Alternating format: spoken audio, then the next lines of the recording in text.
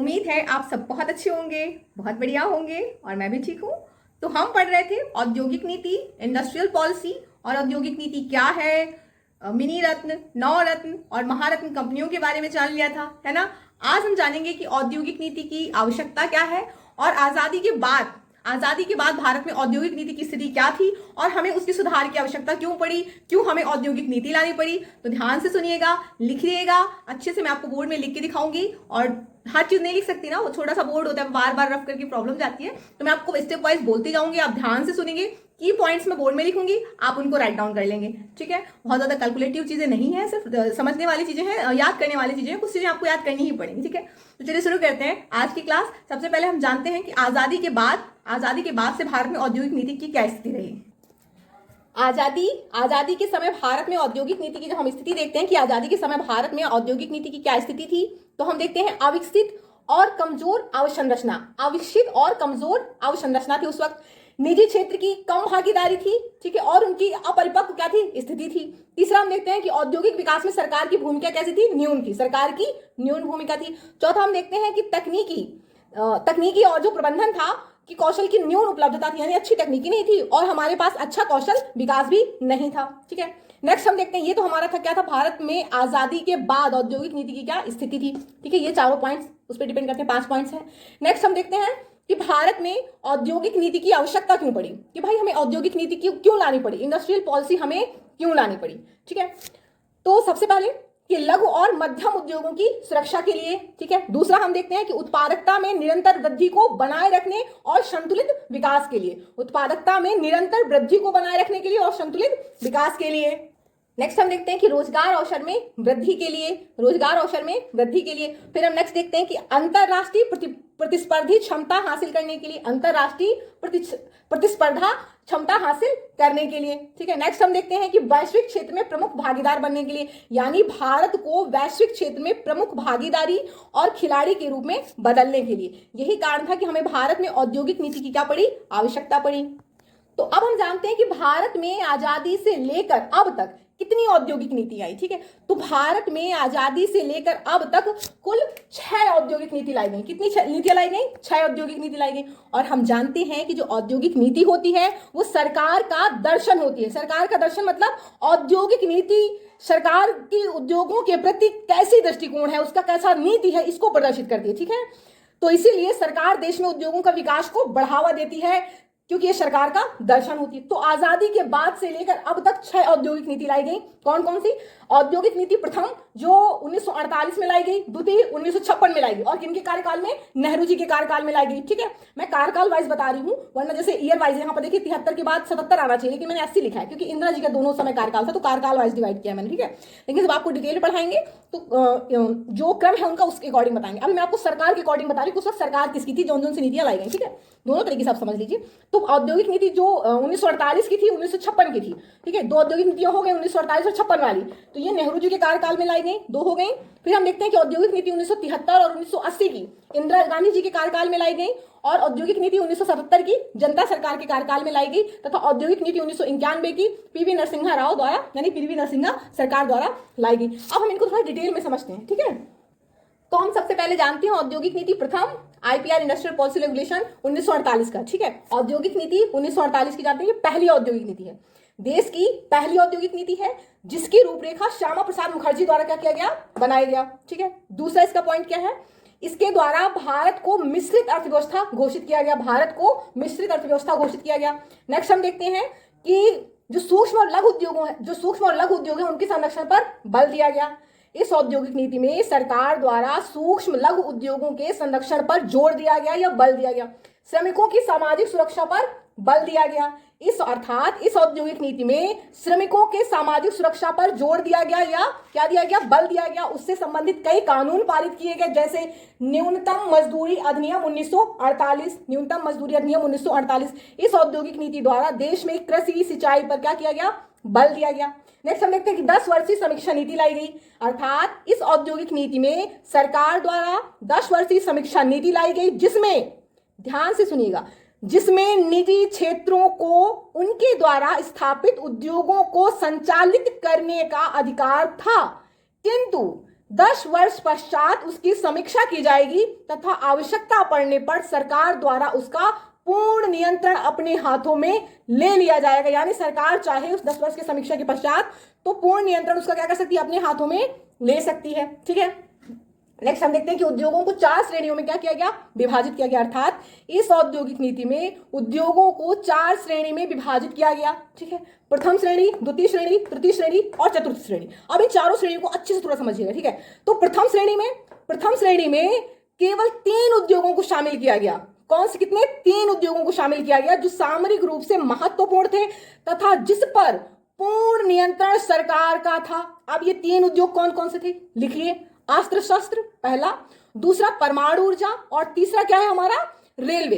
पहला अस्त्र शस्त्र, परमाणु ऊर्जा दूसरा, तीसरा रेलवे। तो ये 3 ऐसे उद्योग थे जिन पर सरकार का पूर्ण नियंत्रण होगा सामरिक दृष्टिकोण से। ठीक है, अस्त्र शस्त्र आप जानते हैं किसी को नहीं दिया जा सकता, परमाणु ऊर्जा ये भी सिक्योरिटी का मामला है, इसको भी नहीं सौंपा जा सकता। ठीक है, रेलवे, तो इनको जब पहली औद्योगिक नीति लाई गई तो इन पर पूर्ण रूप से क्या था, सरकार का नियंत्रण था। दूसरी औद्योगिक नीति जब हम देखते हैं श्रेणी 2 में, पहली औद्योगिक नीति की जो श्रेणी 2 है उसमें सरकार और निजी क्षेत्र दोनों के द्वारा स्थापित उद्योग को शामिल किया गया कि भाई सरकार और निजी क्षेत्र दोनों इस श्रेणी में उद्योगों को स्थापित कर सकते हैं। इसमें कोयला, इस्पात जैसे 6 उद्योगों को शामिल किया गया। कितने, 6 उद्योगों को शामिल किया गया, कोयला, इस्पात जैसे। ठीक है, नेक्स्ट हम देखते हैं कि तीसरी औद्योगिक नीति, तीसरी श्रेणी में 18 उद्योगों को शामिल किया गया जिसकी स्थापना निजी क्षेत्र द्वारा की जाएगी जबकि उस पर नियंत्रण सरकार का होगा। तीसरी श्रेणी में 18 उद्योगों को शामिल किया गया जिसकी स्थापना निजी क्षेत्रों द्वारा की जाएगी जबकि उस पर नियंत्रण किसका होगा, सरकार का होगा। वही जो आपको बताया गया कि 10 वर्ष समीक्षा होगी, है ना, उसके तहत। चौथी श्रेणी जो है, इस श्रेणी में उन उद्योगों को शामिल किया जाएगा जो उपयुक्त 3 श्रेणियों में ना हो।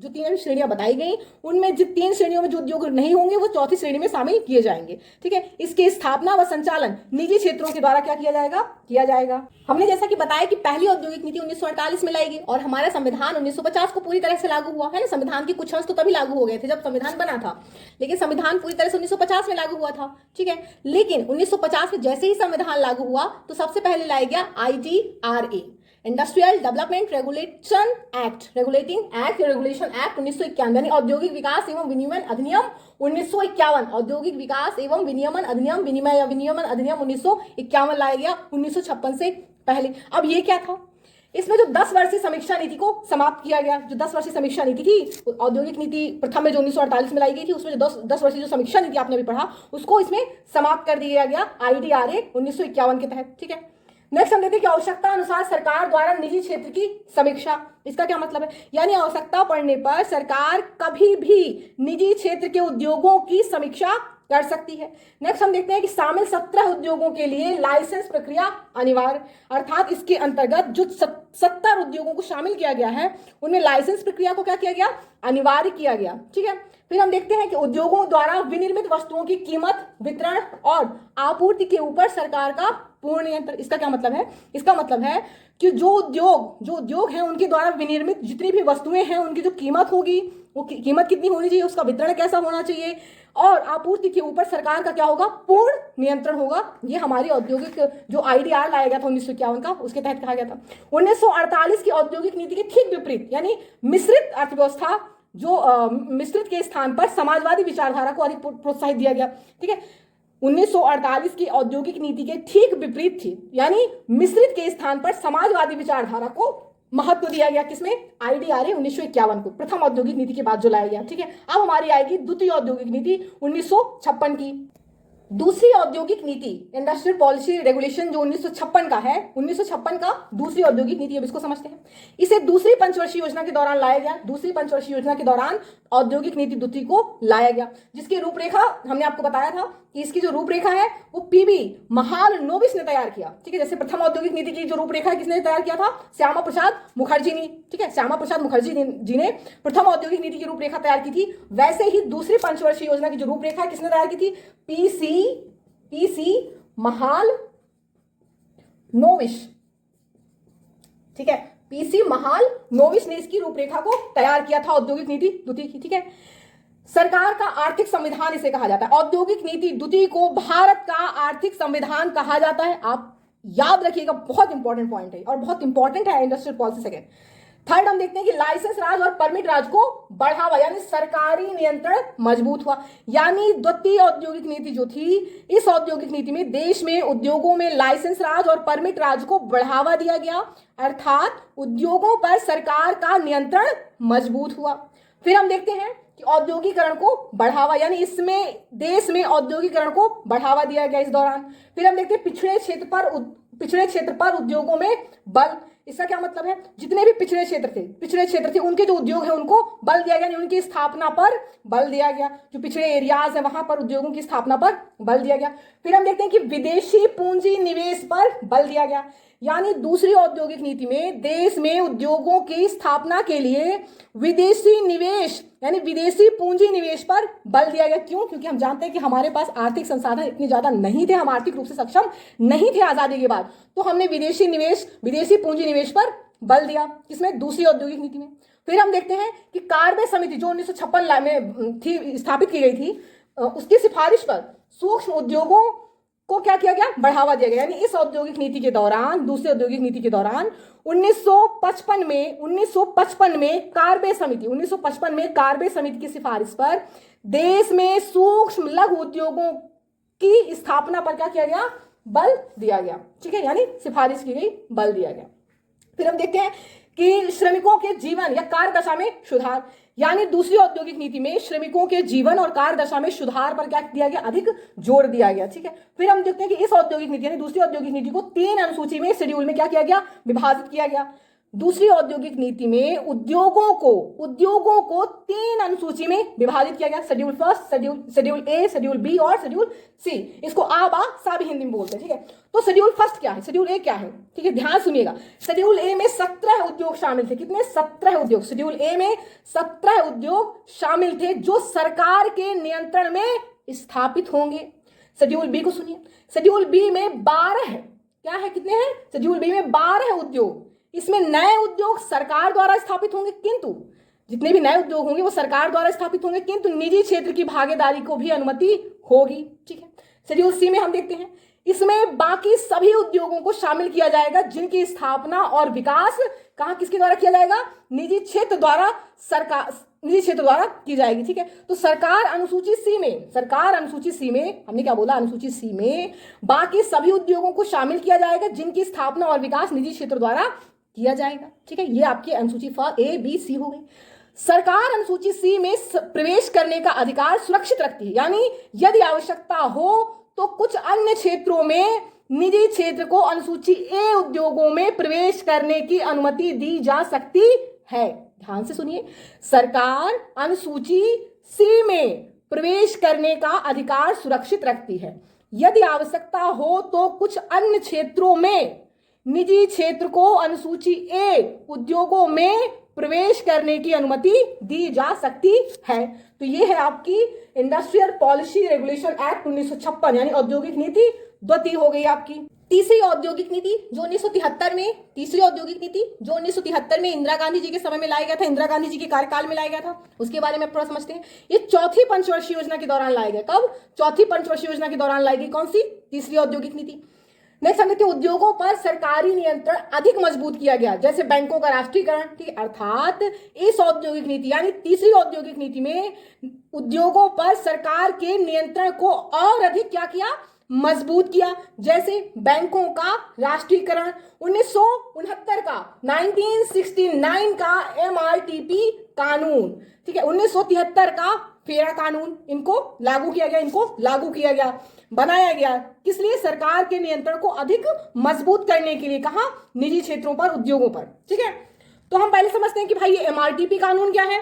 ठीक है, तो MRTP एक्ट 1969 में MRTP एक्ट लाया गया। ठीक है, यानी monopoly restrictive trade policy act 1969। थोड़ा इसके बारे में समझते हैं। ठीक है, तो ये निजी क्षेत्र में नियंत्रण कसने के लिए था, यानी इस कानून के अंतर्गत यदि कोई निजी कंपनी MRTP कानून के अंतर्गत यदि कोई निजी कंपनी जिसकी निवल पूंजी 50 करोड़ या उससे अधिक हो, 50 करोड़ या उससे अधिक हो, बाद में इसको बढ़ाकर कितना कर दिया गया? बाद में इसको बढ़ाकर 100 करोड़ किया गया। ठीक है, उसे कंपनी विस्तार करने के लिए सरकार की अनुमति अनिवार्य होगी। ठीक है, इस कानून के अंतर्गत यदि कोई निजी कंपनी जिसकी निवल पूंजी 50 करोड़ या उससे अधिक हो, जो बाद में बढ़ाकर 100 करोड़ कर दी गई, ठीक है, उसे कंपनी विस्तार करने के लिए सरकार की अनुमति अनिवार्य होगी, निश्चित होगी। ठीक है, और इस कानून की 3 विशेषताएं हैं। कितनी? 3 विशेषताएं। एमआरटीपी कानून की 3 विशेषताएं जो है वो कौन कौन सी हैं? पहली, आर्थिक शक्ति के संकेंद्रण को रोकना। जो शक्ति का संकेंद्रण हो रहा था, प्राइवेटाइजेशन हो रहा था, उसको रोका जाए, पहला इसका उद्देश्य था, इसकी पहली विशेषता थी। दूसरा, एकाधिकार पर नियंत्रण करना, किसी एक का अधिकार ना रह जाए, एकाधिकार ना हो, उस पर नियंत्रण करना। तीसरा हम देखते हैं कि प्रतिबंधात्मक व्यापार प्रथाओं का निषेध करना।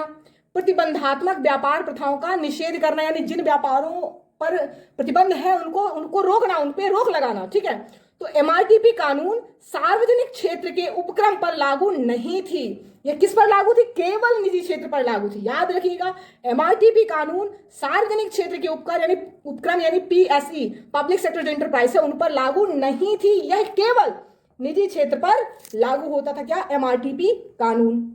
दूसरा हम समझते हैं फेरा अधिनियम 1973 में, यानी औद्योगिक नीति 1973 के तहत जो औद्योगिक नीति तो हमारी तीसरी थी 1973 की, उसमें जो फेरा अधिनियम लाया गया 1973 का, वो क्या था? नहीं, फॉरेन एक्सचेंज रेगुलेशन एक्ट 1973, विदेशी विनिमय विनियमन कानून, विदेशी विनिमय विनियमन कानून 1973।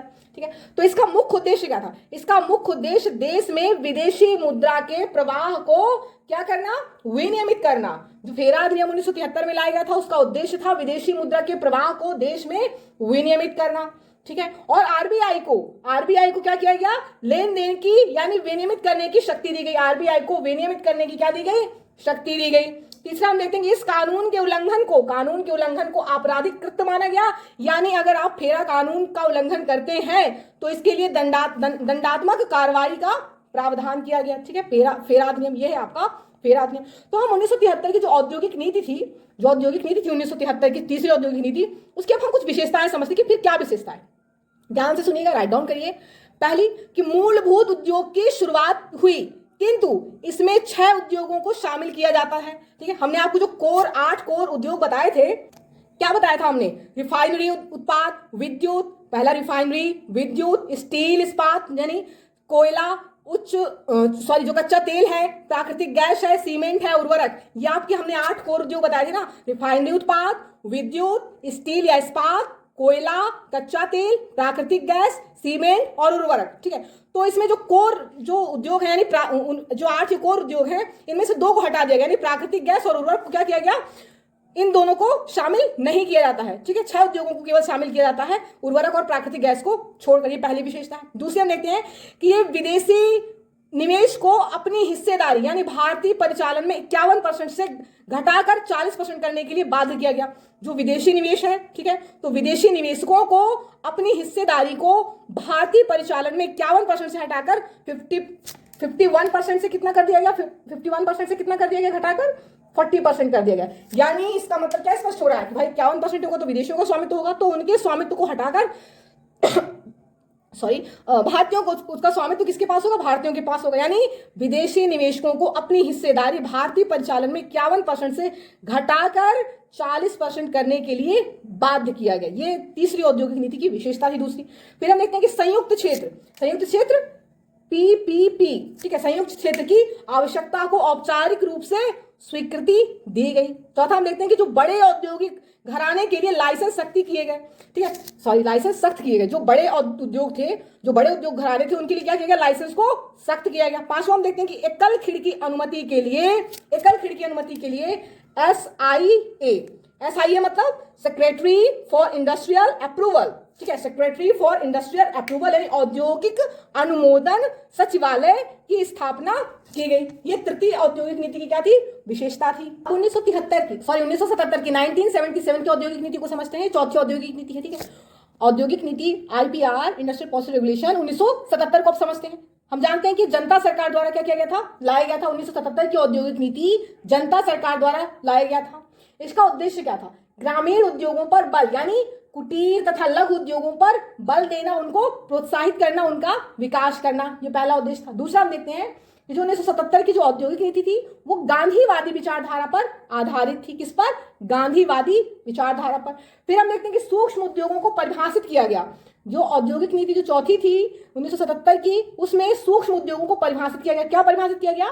कि 1 लाख, ठीक है, 1 लाख रुपए से अधिक की पूंजी हो, पूंजी कितनी हो? 1 लाख रुपए से अधिक की हो, और 1971 की जनगणना के अनुसार 50,000 से अधिक जनसंख्या वाले क्षेत्र में अगर स्थापित है तो क्या होगा? वो सूक्ष्म उद्योग होगा। सूक्ष्म उद्योग को परिभाषित किया गया, बोला गया कि 1 लाख रुपए से अधिक की पूंजी हो और 1971 की जनगणना के अनुसार 50,000 से अधिक जनसंख्या वाले क्षेत्र में स्थापित हो तो वो सूक्ष्म उद्योग होगा। ठीक है, अब हम देखते हैं औद्योगिक नीति 5वीं, ठीक है, जो 1980 में लाई गई, 1980 में लाई गई। ठीक है, ये भी हम जानते हैं कि इंदिरा जी के समय में लाई गई थी।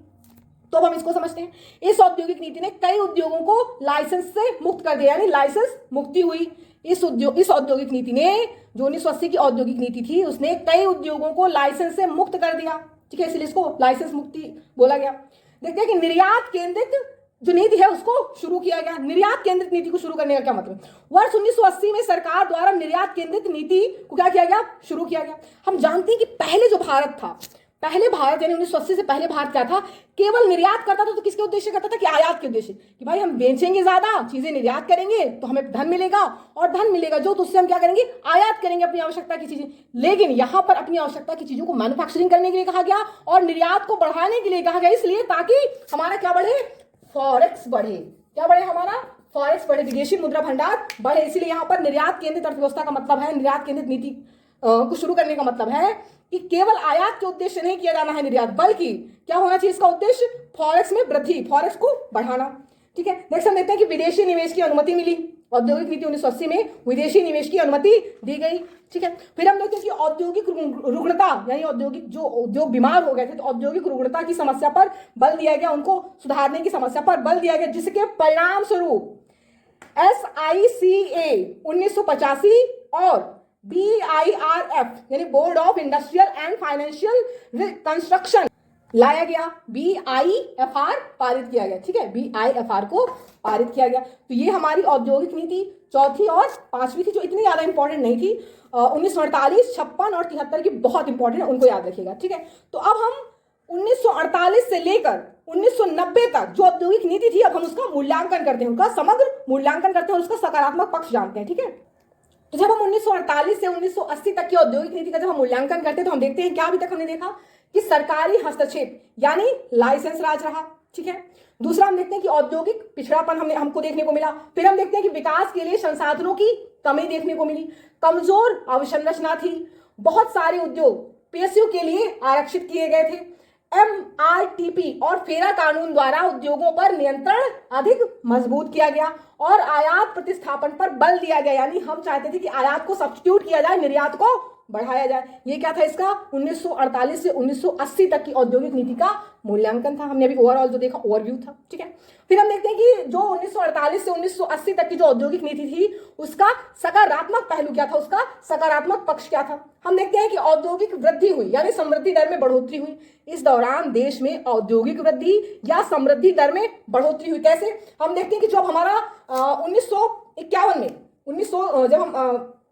1950-51 की जब हम बात करते हैं तो हमारा जो समृद्धि दर था वो कितना था? 1950-51 में 2 से 3% था। लेकिन हम देखते हैं कि 1980 तक आते आते, ठीक है, हमारा जो समृद्धि दर है वो बढ़कर कितना हो गया? हमारा समृद्धि दर बढ़कर हो गया कितना? 5 से 6% हो गया। ठीक है, 1980 तक, 1990 तक आते आते। ठीक है, फिर हम देखते हैं कि जीडीपी में उद्योगों का योगदान बढ़ा। जीडीपी में उद्योगों का योगदान कैसे बढ़ा? कि 1951 में जीडीपी में योगदान जो था उद्योगों का वो 15% था, जबकि 1990 तक इसका जो योगदान था वो कितना हो गया? बढ़कर 22% हो गया। ठीक है, फिर हम देखते हैं उत्पादन में पूंजीगत वस्तुओं का उत्पादन या योगदान बढ़ा। उत्पादन में पूंजीगत वस्तुओं का योगदान बढ़ा, यानी 1951 में केवल 4% का योगदान था, जो बढ़कर कितना हो गया? 24% हो गया। होता क्या है कि भारत आजादी के बाद लंबे समय तक पूंजीगत वस्तुओं का क्या करता था? अत्यधिक आयात करता था। पूंजीगत वस्तुएं कैसे? जैसे मशीन हो गया, तकनीक इत्यादि का क्या करता था? देश में बहुत मात्रा में आयात करता था। तो उत्पादन में पूंजीगत वस्तुओं का अत्यंत कम योगदान था पहले। ठीक है, जो यानी 1956 में हम देखें तो कितना था? 4.7 के लगभग था, जो 1990 में बढ़कर कितना हो गया? कितना हो गया 1990 में बढ़कर 24% के लगभग हो गया। कितना हो जाता है ये आपका बढ़कर 1990 में 24% के लगभग हो गया। ठीक है, तो ये था औद्योगिक नीति 1948 से 1980 तक की जो औद्योगिक नीति थी, आपने उनको देखा। अब नेक्स्ट हम देखेंगे औद्योगिक नीति 1991 की। ठीक है, और जो लिबरलाइजेशन है, प्राइवेटाइजेशन है, ग्लोबलाइजेशन है, इनको समझेंगे। तो चलिए, मुझे उम्मीद है आपको आज की क्लास समझ में आई होगी। तो चलिए मिलते हैं अगली क्लास में। अपना ख्याल रखिए, हंसते रहिए, मुस्कुराते रहिए। जय हिंद, जय भारत।